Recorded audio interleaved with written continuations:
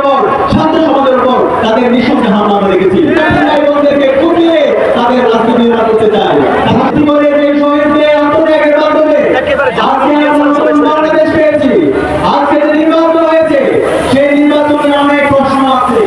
যাই হোক, তারপরে নির্বাচনের যে সরকার এসেছে সেই সরকার আজকে জুলাইকে অস্বীকার করে। আজকে আমরা সেখানে এই জাহাজ দেখতে পাই তারা সবসময় এই জাতির সাথে প্রতারণায় করেছে। ৭৫-এর যে বিপ্লবী ছিল সেই বিপ্লবের ফসল তারা ঘরে তুলে গেছে, বিপ্লবীদের সাথে তারা প্রতারণা করেছে। ৯০-এর গণঅভ্যুত্থান পরবর্তী বিপ্লবীদের সাথে তারা প্রতারণা করেছে। ২৪-এর জুলাই বিপ্লবের যারা বিপ্লবী আছে সেই বিপ্লবীদের সাথে